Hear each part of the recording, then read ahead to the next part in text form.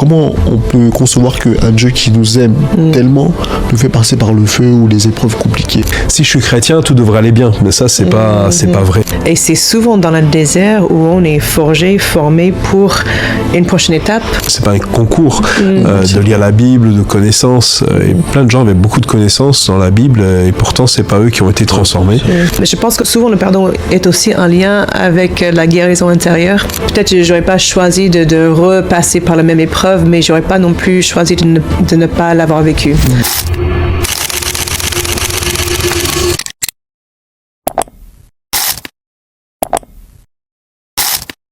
Bienvenue sur Grunt, mes frères et sœurs. C'est l'émission où foi et vie quotidienne se rencontrent. Aujourd'hui, j'ai le plaisir d'avoir deux magnifiques invités, un couple magnifique aussi avec moi. Et je vais les laisser se présenter tranquillement. Est-ce que vous pouvez vous présenter, s'il vous plaît? Oui, je m'appelle Summer. Je suis l'épouse de Samuel. J'ai un petit accent parce que je ne suis pas d'ici. À la base, j'ai grandi aux États-Unis, mais je suis en France maintenant depuis 18 ans et je travaille dans l'équipe pastorale à Lille, à l'église de métropole, depuis maintenant 9 ans. Et on fait ça avec plaisir, avec toute l'équipe là-bas. Donc, merci pour l'invitation pour aujourd'hui. Merci, avec plaisir.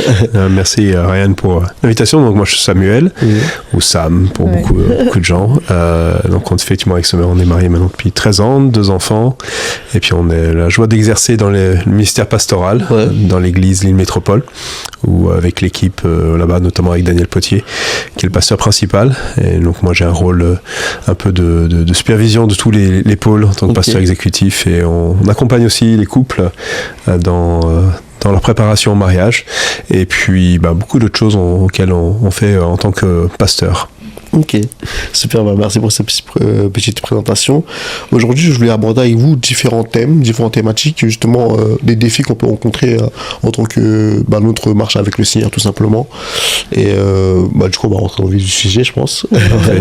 Du coup, ma première question, c'est justement, en tant que pasteur, vous êtes aussi leader pour les personnes qui ont besoin aussi, qui vivent des situations compliquées.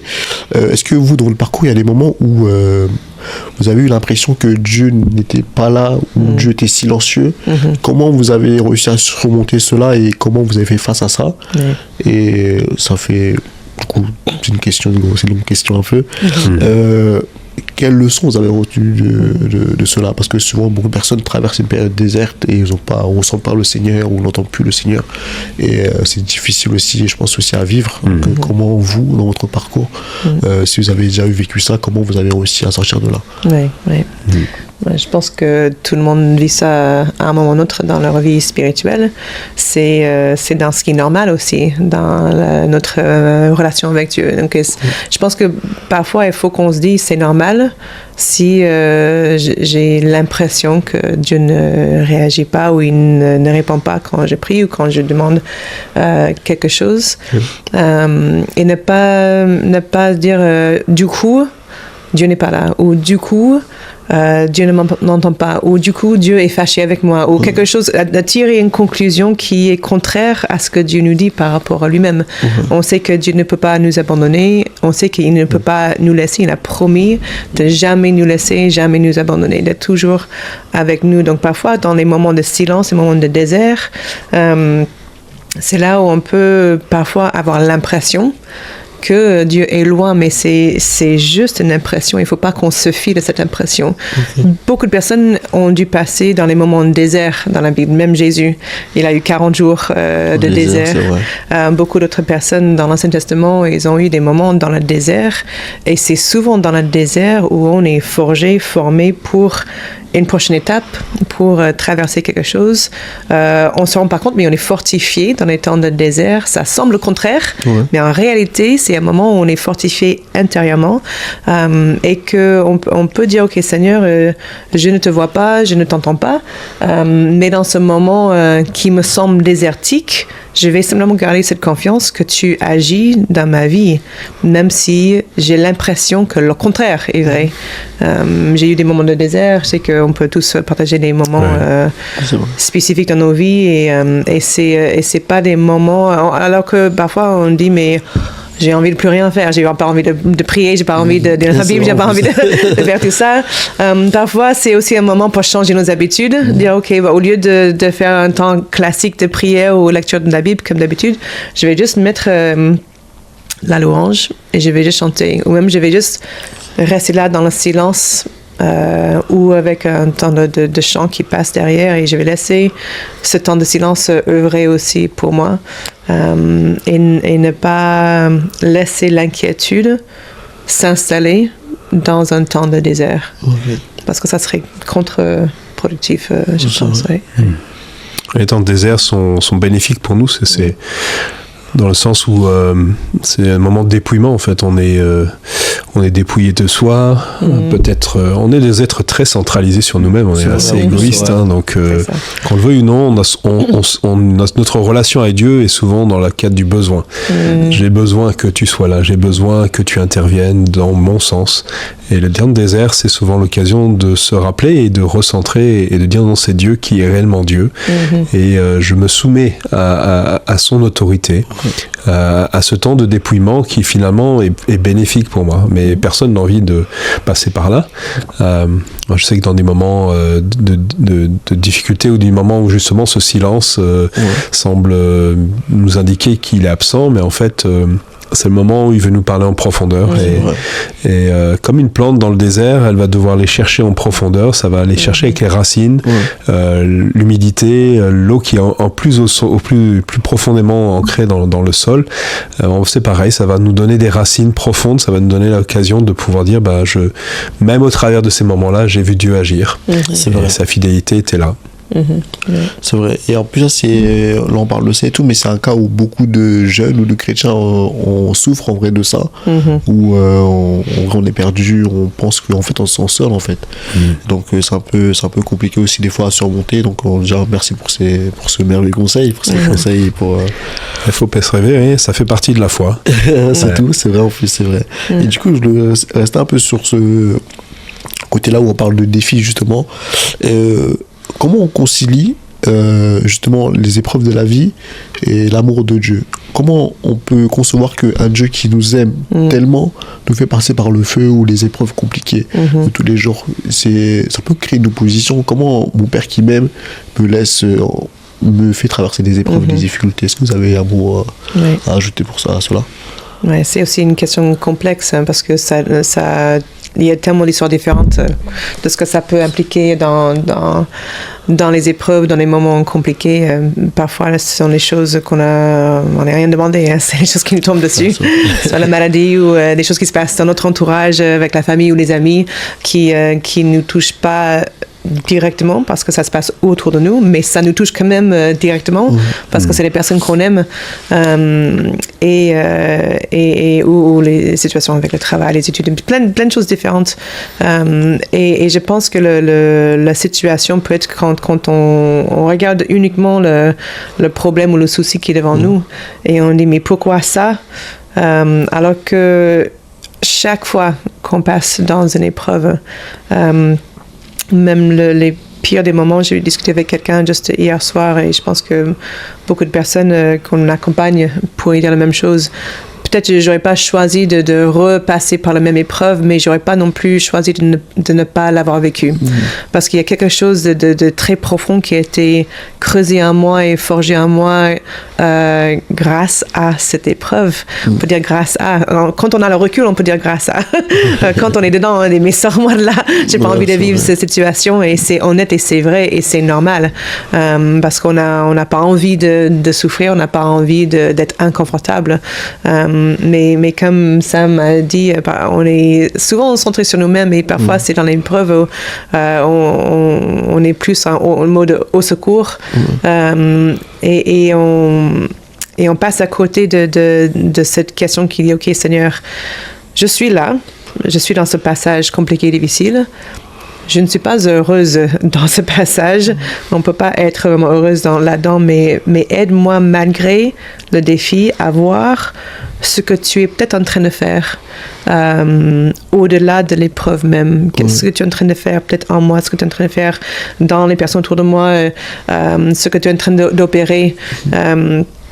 Et la Bible est pleine d'histoires de personnes qui sont passées par le feu, parfois littéralement, parfois de même sens figuratif, mais c'est dans les moments-là où on peut voir aussi, parfois uniquement après, parfois même dedans, on voit la main de Dieu qui est avec nous, qui ouvre les portes ou qui agit de manière visible. Et peut-être on n'aurait pas vu ça ou vécu ça si on dit mais hop, on saute, on fait l'autre côté, mais on passe pas à travers l'épreuve et les temps compliqués comme ça nous donnent l'occasion de voir Dieu à l'œuvre dans nos vies, mais même si c'est dans la douleur, là-dedans, pas le fait de ne pas passer par là. Il faut parfois passer par là pour que ça nous apprend des choses et pour que ça nous travaille en profondeur.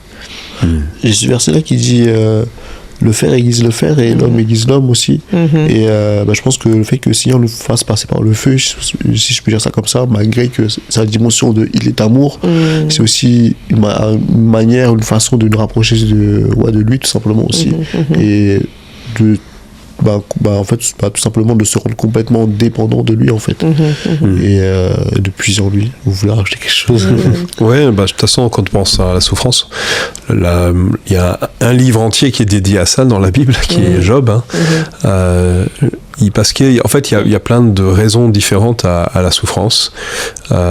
Déjà on vit dans un monde qui est détruit par les conséquences du péché, de la rébellion, de le fait de se mettre de pas obéir à Dieu, et du coup ça a créé tout un contexte, un environnement, et le cœur de l'homme est prompt à vouloir sortir de ce que Dieu a voulu, et du coup ça crée plein de conséquences. Mais aussi la nature a été impactée par ça, et plein de choses, plein de raisons on va dire qui sont liées à la chute de l'homme, et en même temps il y a aussi effectivement il y a un côté rédempteur dans la souffrance, dans le côté où même Christ a dû souffrir.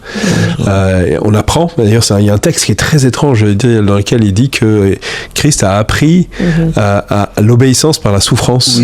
Alors nous on pourrait dire mais c'est Christ, c'est le Fils de Dieu, il n'aurait pas besoin déjà d'apprendre à obéir, mais en même temps il y a tout cet apprentissage qui fait partie, et Job est là aussi pour montrer qu'il y a aussi un combat spirituel qui nous échappe, mais la conclusion de Job elle est que Dieu est malgré tout est souverain, et que s'il y a des choses qui se passent, des fois on doit juste se dire ok, ça arrive, et la question pourquoi ne va pas trop nous aider en fait finalement, mais c'est plutôt vers qui je vais trouver le secours, et dans plein de psaumes nous parle de ces moments de questionnement, d'incompréhension, de dire oui, si je suis chrétien tout devrait aller bien, mais ça c'est pas vrai.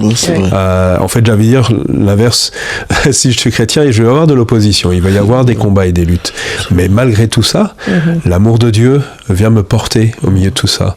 En fait la relation de l'amour de Dieu, elle nous donne la force de pouvoir persévérer à travers tout ça, de ne pas questionner le fait que Dieu puisse être présent, et de prévaloir autour de ça. De toute façon, j'allais dire, tous les êtres humains sont étonnés, sont impactés par le fait que des gens puissent vivre des choses terribles, mais traversent ça avec une sérénité et une foi qui dépasse la compréhension. Et je veux dire, le peuple d'Israël est un parfait exemple. Il n'y a pas un peuple qui ait autant souffert, qui ait autant vécu de l'opposition, et pourtant il résiste, il est toujours fort, malgré, voilà. Et en fait tout ça nous parle je pense à ce texte de Paul quand il demande à Dieu lorsqu'il est face à une épreuve, et il lui dit délivre-moi, et puis là c'est là où Dieu lui va lui dire c'est dans ta faiblesse que je te rends fort, parce qu'il y a cette notion de dire c'est plus moi qui suis capable par mes propres forces d'endurer les choses,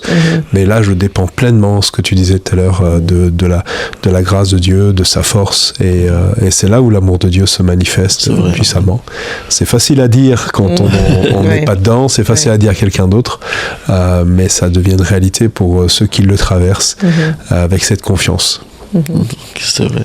Merci. En parlant de facile à dire, il y a la notion du pardon qui est facile à dire c'est facile à dire à quelqu'un faut pardonner, pardonne, arrête d'en vouloir, laisse tomber, mais c'est quelque chose qui est difficile. Est-ce que d'abord, est-ce que vous avez des conseils à donner pour une personne qui n'arrive pas à pardonner, et est-ce que vous-même vous avez été confronté à des situations où même que vous avez même vécu ou qu'on vous a raconté, où là vous êtes rendu compte que ça va être très très difficile à pardonner la chose que la personne a subie ou que vous-même vous avez subi.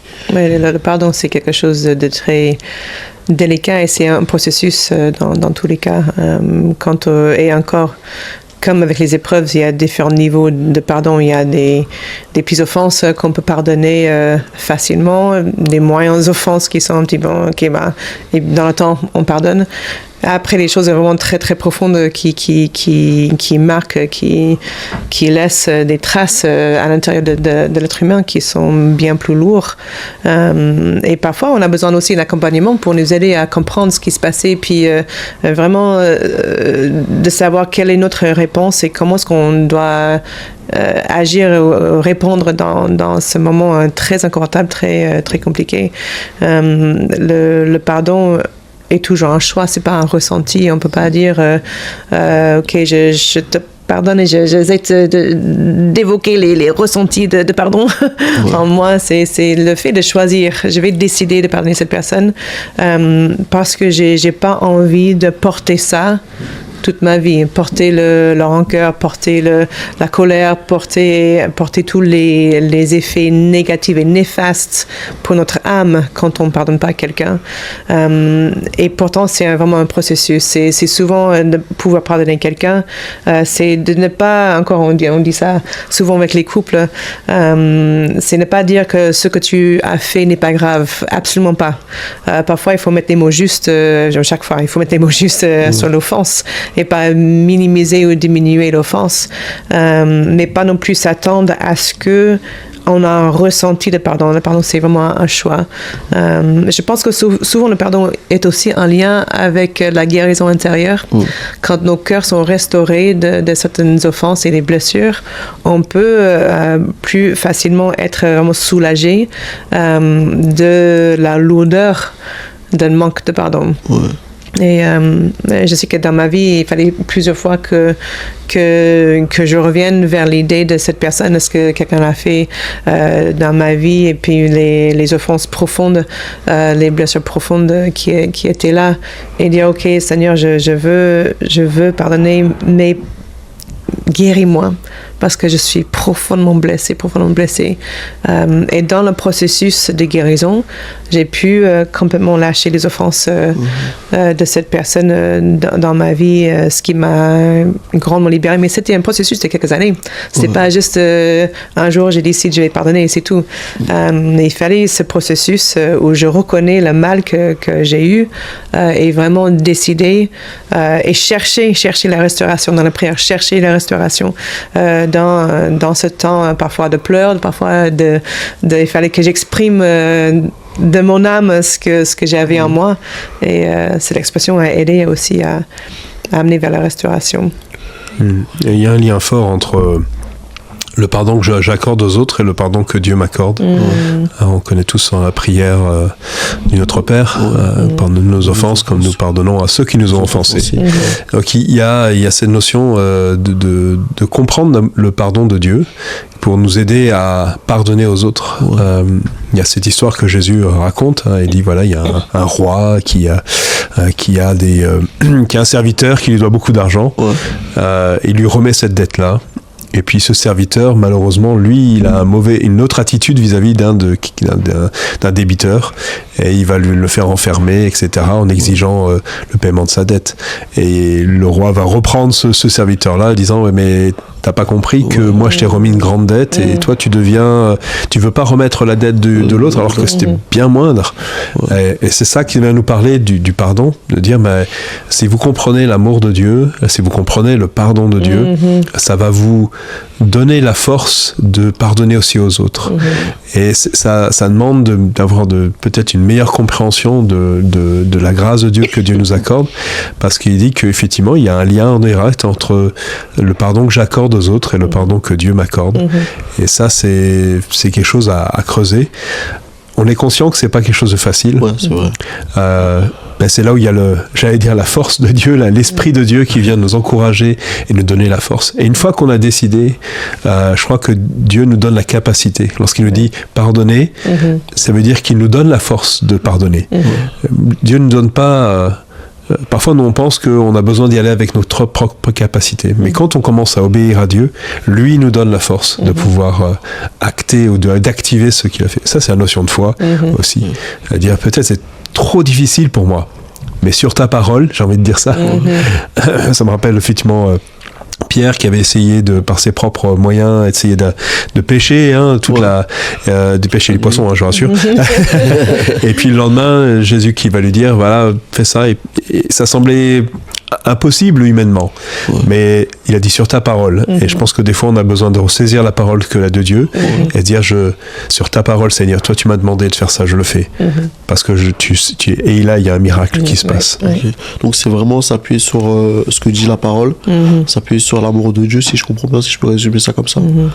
Est-ce que pardonner nécessite forcément qu'on puisse rencontrer la personne qui nous a fait du mal et pour lui parler face à face, ou ça dépend des cas où juste parler à Dieu suffit de dire Seigneur, je l'ai pardonné, j'avance, ou j'ai besoin de voir la personne qui m'a fait du mal et lui parler et lui dire en vrai tu m'as fait mal et aujourd'hui je décide de te pardonner. Est-ce que c'est nécessaire ce côté-là? Il y a différents cas de figure en fait. Ça dépend déjà de la nature de la relation qu'on a avec la personne. Parfois, si la personne n'a pas du tout pris conscience et que c'était pas forcément quelque chose qui est nécessaire aujourd'hui, ça sert à rien parfois de revenir, parce que des fois on essaie de punir l'autre en lui faisant comprendre qu'elle nous a blessés, quoi. Et parfois, si c'est des gens qui nous aiment, ils vont être blessés du fait qu'on ait été offensés par telle ou telle chose. Bon, parfois, on peut offenser les autres sans s'en rendre compte. Hein. Ouais, c'est vrai. Et du coup, c'est pas nécessaire dans ce cas-là.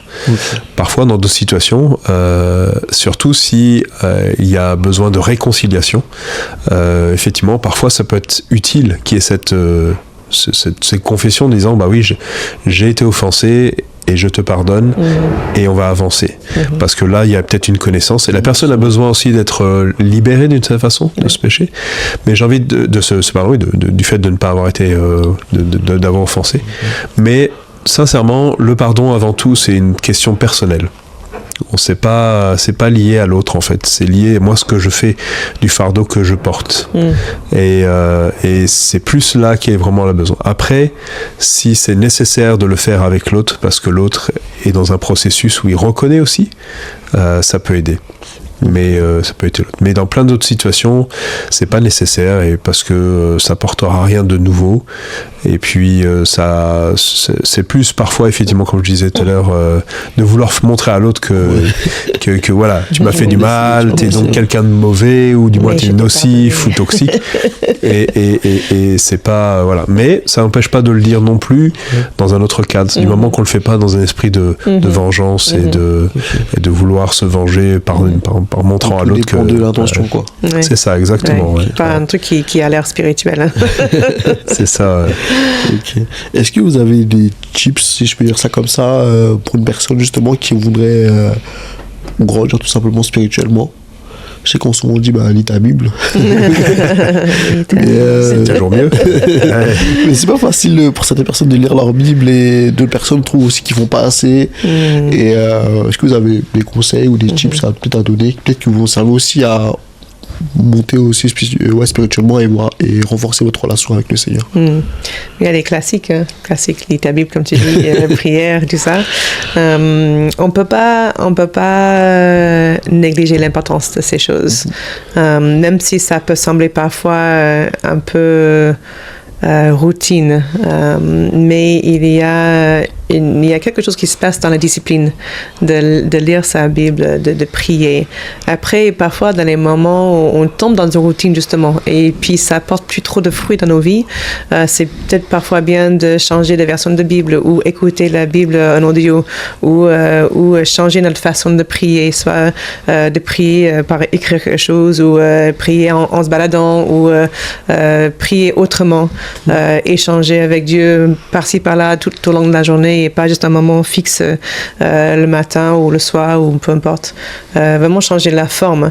L'adoration aussi, c'est quelque chose qui nous amène à grandir. Donc il y a plein de moyens différents de grandir. Après, c'est important qu'on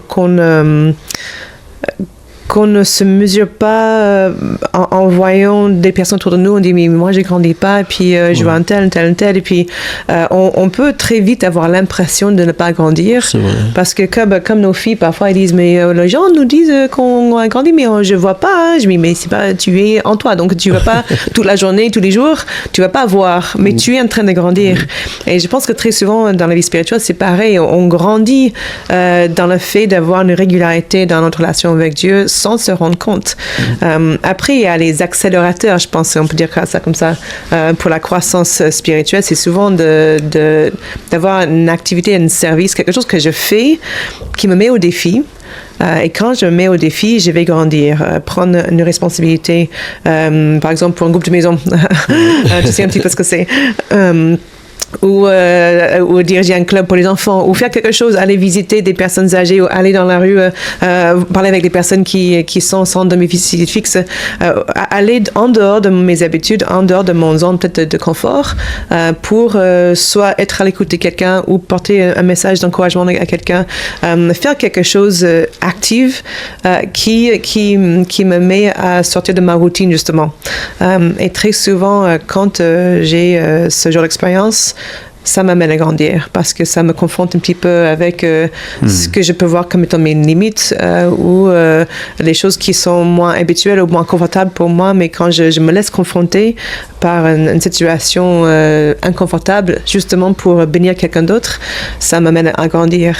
Donc c'est important, je pense, d'avoir une certaine activité de temps en temps ou même de manière constante qui me met au défi, qui me mène à grandir parce que c'est là où je vois que Dieu agit dans ma vie, à travers ma vie, et c'est encourageant de vivre ces moments comme ça et de voir ça dans sa propre vie.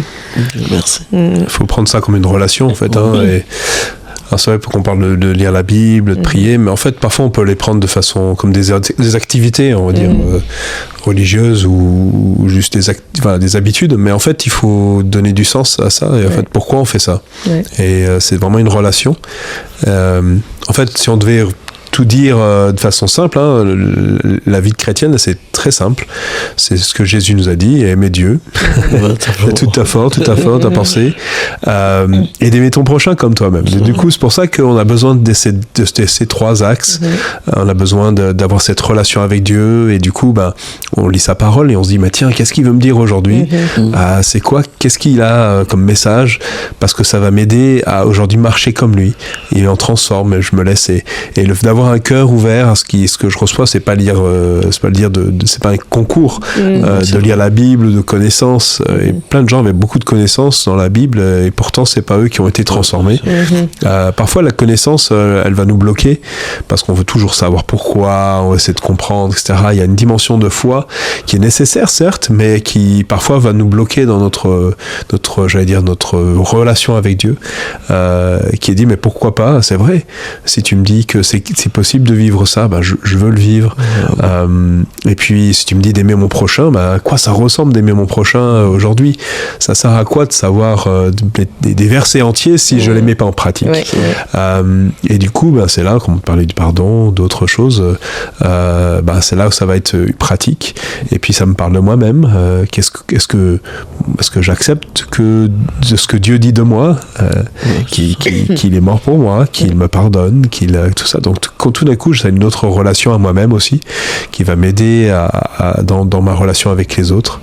Et là, c'est là où la vie chrétienne ne devient pas juste une liste de choses à faire ou de ne pas faire d'ailleurs, mais réellement une vie quelque chose c'est lié à la foi. C'est ce qui est une transformation entre l'Ancien Testament et le Nouveau Testament. L'Ancien Testament, c'est un ensemble de règles. Si je ne respecte pas ces règles, je ne peux plus être agréable à Dieu d'une certaine façon. C'est ce qu'on croit d'ailleurs, mais c'est beaucoup plus complexe que ça dans l'Ancien Testament. Alors que dans le Nouveau Testament, on est par la foi. C'est plus la loi, c'est la foi. Et dans cette foi, justement, il y a cette relation avec Dieu qui est vivante, qui se manifeste de façon différente, mais qui est peut-être plus exigeante dans un sens. Mais c'est ce qui fait aussi la beauté d'une belle aventure qu'on peut vivre avec Dieu, en suivant ce qu'il a prévu lui, et moins ce que moi j'ai prévu. C'est vrai. J'avais prévu 4 questions, mais là j'ai une question qui est venue à cœur et j'ai vraiment envie de vous la poser. Souvent, en fait, dans notre marche avec le Seigneur, mais il arrive parfois qu'on tombe et justement on se relève parce que le Seigneur dit cette fois le juste tombe, mais cette fois il se relève. Je trouve qu'on peut arriver à des moments où on est dur avec nous-mêmes et on se laisse pas le temps d'assimiler la chose et pour ne plus le faire. On pense que faut t'arrêter de faire ça, c'est aujourd'hui et pas demain en fait. Donc c'est possible demain tu tombes et tu retombes après-demain et peut-être que tu vas arrêter la chose dans 2 ans, 3 ans, 4 ans, peut-être 5 ans, tu vas arrêter la chose. Et des fois on est dur avec nous-mêmes et du coup on se fait ronger par la culpabilité en fait tout simplement. Donc est-ce que vous avez un message, un mot, quelque chose comme ça à dire? Oui. C'est comme tu dis, parfois on est tellement frustré avec la situation qu'on dit mais là tout de suite il faut que ça. Mais souvent c'est un processus et puis parfois on a besoin dans notre croissance justement, dans notre vie spirituelle, grandir un petit peu, comprendre certaines choses. Pour que certaines difficultés deviennent de moins en moins présentes dans nos vies.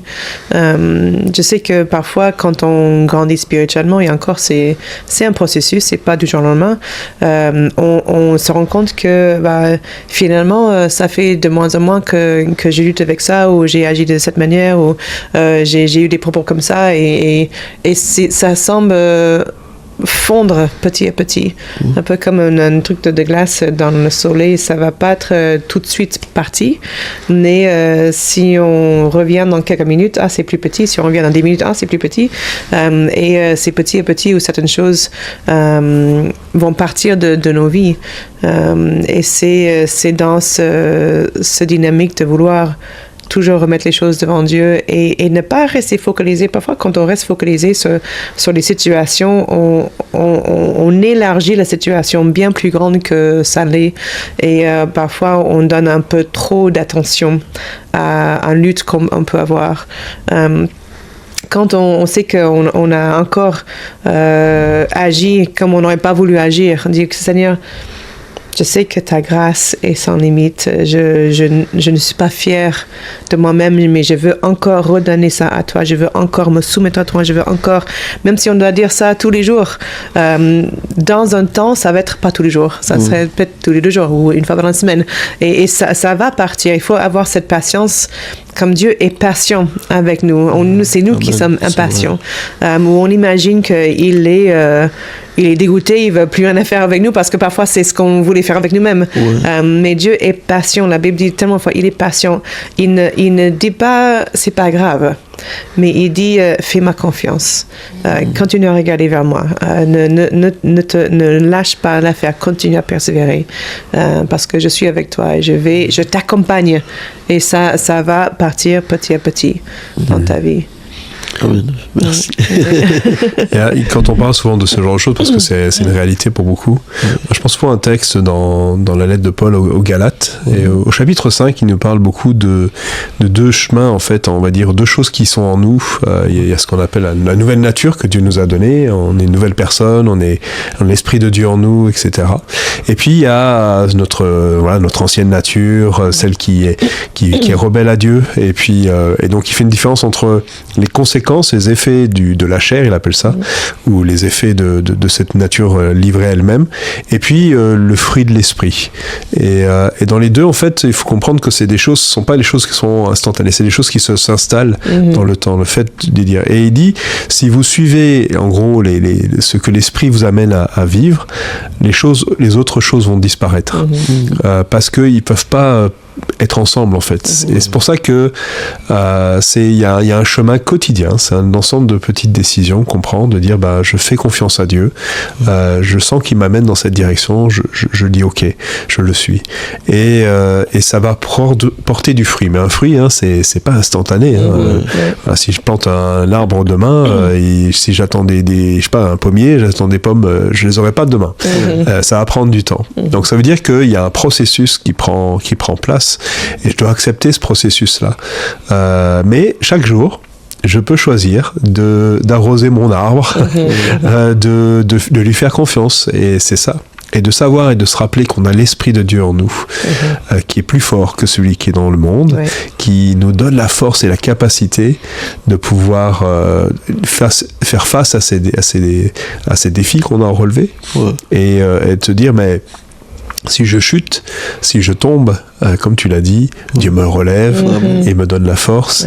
Et le plus important, c'est de rester toujours les yeux fixés sur Dieu. C'est pour ça que même Jésus allait à la rencontre de tous ceux qui étaient tombés, étaient pécheurs, tous ceux qui pensaient qu'ils étaient justes, et ils n'avaient pas besoin de lui. Je suis venu pour les gens qui sont malades. Et parfois, je crois qu'on a besoin de dire, Seigneur, j'ai besoin de toi, je suis malade. J'ai quelque chose je peux pas me dire, voilà, j'ai bien fait les choses, au contraire, j'ai besoin de toi, et c'est là où Jésus peut vraiment intervenir. Et ça prend du temps. Là, c'est beau aussi, parce que en vrai, Dieu ne t'enlève pas ton titre d'enfant de Dieu parce que tu es tombé.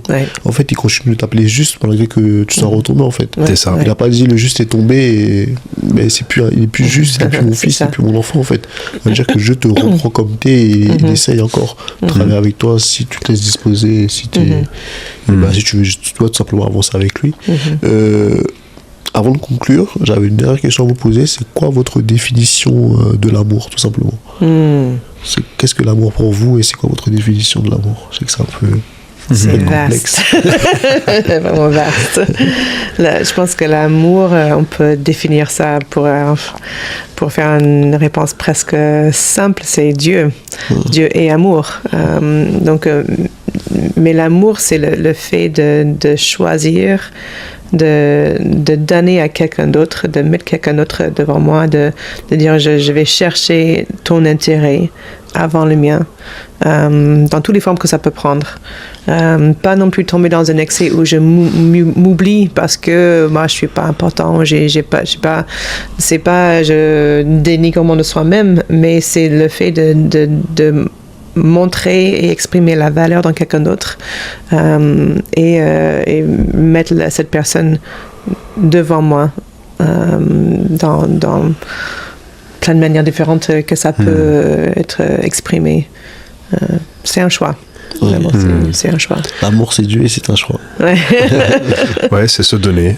C'est donner. Comme dit, quand Dieu a tant aimé le monde qu'il a donné, qu'il y a vraiment cette notion d'offrir, de façon ouverte, de façon sans retenue. Et c'est ce que Dieu nous offre, et c'est ce qu'on est appelé à offrir aux autres.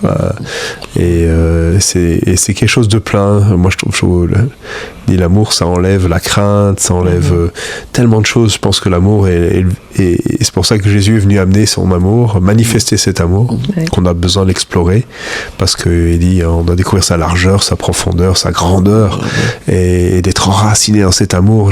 Paul insiste beaucoup sur ça, parce qu'il est conscient que on peut vivre notre vie chrétienne sans amour.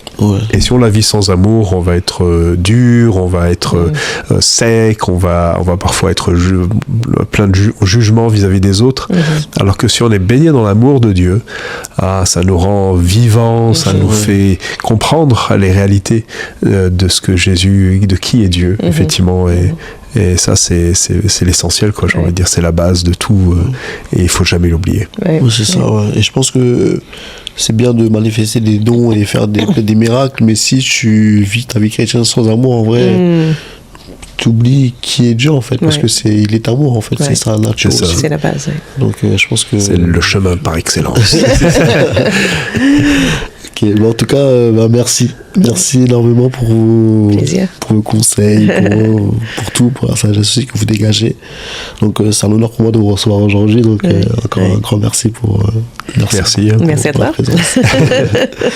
Donc voilà, en tout cas j'espère que ça vous a plu, et du coup vous pouvez nous retrouver un peu partout, et notamment sur Instagram, TikTok, partout, et aussi sur les plateformes audio, donc tout ce qui est Spotify, Deezer. Donc voilà, n'hésitez pas, et voilà, tout simplement, voilà. N'oubliez pas que chaque combat est une victoire avec le Seigneur. Yes. Amen. Donc tout simplement. En tout cas, merci. Merci à toi. Merci Ryan.